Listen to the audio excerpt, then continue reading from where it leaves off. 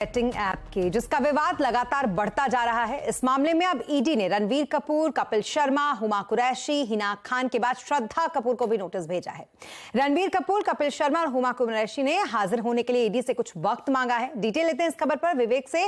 विवेक, बताएं जरा क्या कुछ है ये बैटिंग ऐप का पूरा मामला और कौन कौन से स्टार्स हैं ईडी के निशाने पर।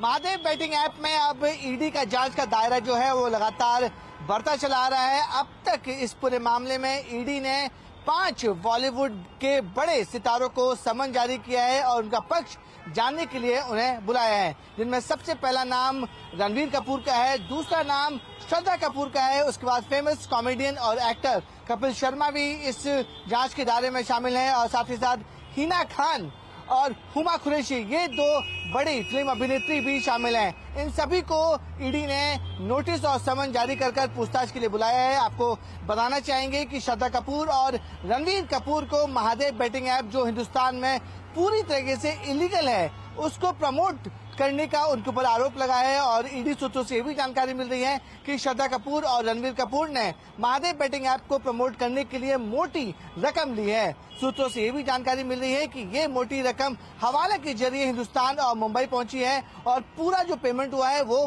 कैश में हुआ है। यही वजह है कि ईडी अब इन बड़े सितारों से पूछताछ करना चाहती है कि आखिरकार उनके पास ये पैसा कहां से आया था, अगर हवाले के जरिए पैसा आया है तो उसका पेमेंट कहां हुआ था, कौन कौन से लोग इस पूरे मनी ट्रेल चेन में शामिल हैं, कौन कौन से लोग उनके साथ बातचीत कर रहे थे इस डील को लेकर, ये ईडी जांच करना चाहती है। साथ ही साथ पिछले साल जब महादेव बैटिंग ऐप के मालिक और इस पूरे मामले में मुख्य आरोपी सौरभ चंद्राकर ने अपनी शादी रचाई थी यूएई में, तब वहां पर उसने 200 करोड़ रुपए खर्च किए थे।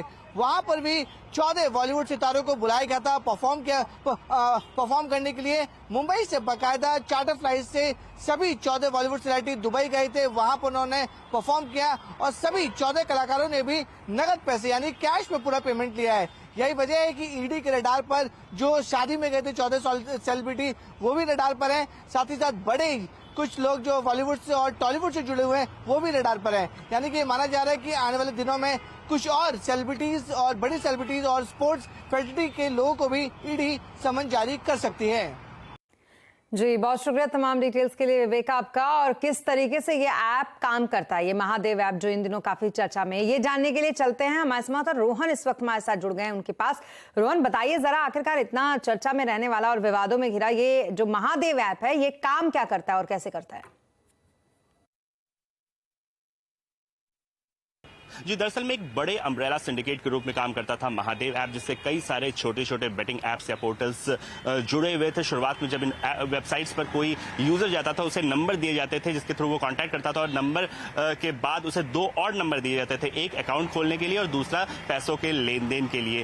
कोई भी यूजर जो है वो 500 रुपए से बेटिंग शुरुआत कर सकता था और जिन खेल्स की बेटिंग की जाती थी उसमें कि पोकर या फिर कार्ड गेम्स या फिर क्रिकेट, टेनिस, बैडमिंटन जैसे कई सारे गेम्स थे। और शुरुआत में यूजर्स को जीता हुआ दिखाया जाता था रिगिंग के जरिए और बाद में जब बड़ा अमाउंट यूजर लगाता था तो वो ये अमाउंट जो है हार जाता था। आमतौर पे ये इंश्योर किया जाता था जो पैनल है या जो ब्रांचेस है उनका नुकसान ना हो, जो नुकसान है वो यूजर का हो। और कई सारे ब्रांचेस पिछले 1 साल में करीब 10 लाख से ज्यादा लोगों ने इस पे इन्वेस्ट किया हुआ था और ये कोविड के दौरान ये काफी ज्यादा पॉपुलर हुआ था।